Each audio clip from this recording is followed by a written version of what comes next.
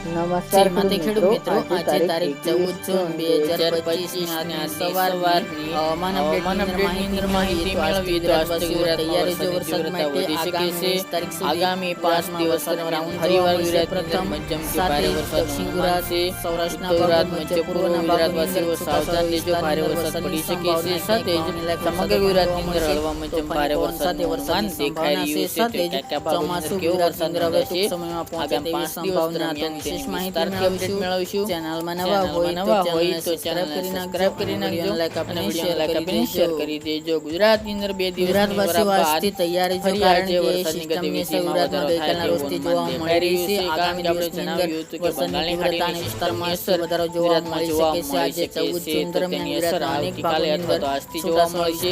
જેના અનુસંધાને આજથી ભારે વરસાદ પણ જોવા મળશે, તોફાની પવન જોવા મળી શકે છે. આગામી 23, 24 અને 25 જોવા મળે તેવી શક્યતા આ વરસાદી રાઉન્ડ મધ્યમથી ભારે વરસાદની યથાવત જોવા મળશે.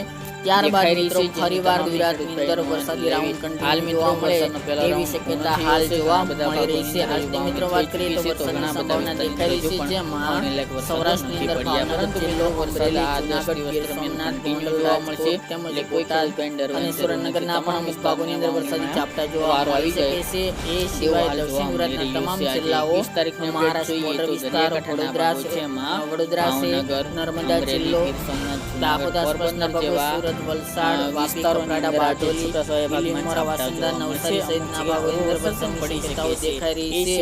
આ સિવાય મિત્રો દાહોદ, ગોધરા છે, આણંદ, નડિયાદ, અમદાવાદના ભાગો હોઈ શકે છે, તેમજ પંચમહાલ, મહીસાગર, બનાસકાંઠા અને અરવલ્લી આ ભાગોની અંદર આજે વરસાદ પડે તેવી શક્યતા હાલ જોવા મળી રહી છે. આગામી દિવસોની અંદર વરસાદની તીવ્રતામાં વધારો થશે, તેમજ મિત્રો વિસ્તારમાં પણ વધારો જોવા મળી શકે છે. હાલની અપડેટ પ્રમાણે ગુજરાતના ઉત્તરના ભાગો, મધ્ય પૂર્વ ગુજરાતના ભાગો, દક્ષિણ ગુજરાતના ભાગો અને સૌરાષ્ટ્રના ભાગોની અંદર વરસાદની સંભાવના દેખાઈ રહી છે. ઘણા ભાગોની અંદર વાવણીલાયક સારા વરસાદ પણ નોંધાશે. 15 તારીખની મિત્રો વાત કરીએ તો વિસ્તારોમાં વધારો થઈ શકે છે, જેમાં સૌરાષ્ટ્રની અંદર ભાવનગર, અમરેલી, ગીર સોમનાથ, રાજકોટ, જૂનાગઢ, જિલ્લા જેમાં બોટાદ, સુરેન્દ્રનગર, મોરબીનો સમાવેશ જોવા મળી રહ્યો છે. દક્ષિણની અંદર સુરત, વલસાડ, વાપી, કપરાડા, વાની, બીલીમોરા, વાસંદા, ભરૂચ, અંકલેશ્વર, નર્મદા, ડેડિયાપાડા એ વિસ્તાર, છોટાઉદેપુર, દાહોદ, ગોધરા, મહીસાગર, મધ્ય પૂર્વના આણંદ, નડિયાદ, બોરસદ, તારાપુર તેમજ અમદાવાદ, ગાંધીનગર, દાહોદ, ગોધરા, અરવલ્લી, બનાસકાંઠા અને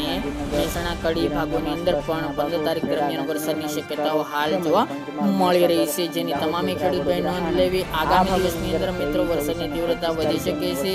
ખાસ કરીને સિસ્ટમનો ઘેરાવ ગુજરાત સુધી પહોંચશે, જેના કારણે ગુજરાતમાં વરસાદનું જોર વધે તેવી શક્યતા રહેલી છે. સૌરાષ્ટ્રના વિસ્તારોમાં પણ વધારો જોવા મળશે. 16 તારીખથી ઘણા બધા ભાગોની અંદર ભારે વરસાદનું પણ અનુમાન દેખાઈ રહ્યું છે. ચોમાસાની મિત્રો એન્ટ્રી 18 અથવા તો 19 જૂન આસપાસ જોવા મળશે, કારણ કે અરબ સાગરની અંદર એક સિસ્ટમ બનવાની છે, જેના કારણે આ સિસ્ટમ બન્યા બાદ આગળ વધશે ગુજરાત સુધી, જેના કારણે ગુજરાતમાં ચોમાસાનું આગમન થાય તેવી હાલ સંભાવના જણાઈ રહી છે. તો ગુજરાતવાસીઓ ચોમાસા માટે પણ તૈયાર રહેજો. ચોમાસું ટૂંક સમયની અંદર ગુજરાત પહોંચે તેવા પડઘમ જોવા મળી રહ્યા છે. 16 તારીખે પણ મિત્રો વરસાદી માહોલ જોવા મળી શકે છે. હાલના તબક્કે ગુજરાતના અનેક ભાગોની અંદર મધ્યમથી ભારે વરસાદનું અનુમાન આ દિવસો દરમિયાન જોવા મળશે, જેની તમામે ખેડૂત ભાઈ નોંધ લેવી. ખાસ કરીને મિત્રો સૌરાષ્ટ્રના ભાગો અને દક્ષિણ ગુજરાતની અંદર વરસાદનું જોર વધુ જોવા મળશે. 17 તારીખ દરમિયાન પણ મિત્રો સૌરાષ્ટ્રના ભાગો, જેમાં પૂર્વ સૌરાષ્ટ્ર, ભાવનગર, અમરેલી, બોટાદ, ગીર સોમનાથ, પોરબંદર, જૂનાગઢ, રાજકોટ, બોટાદ, સુરેન્દ્રનગર આ ભાગો, દ્વારકા તેમજ પશ્ચિમ સૌરાષ્ટ્રના જામનગર, મોરબી સાઈડની અંદર પણ ઝાપટા જોવા મળે તેવી શક્યતા રહેલી છે. અમદાવાદ, ગાંધીનગર, વડોદરા, ખેડા તેમજ દાહોદ, ગોધરા, સુરત, વલસાડ, નવસારી, તાપી,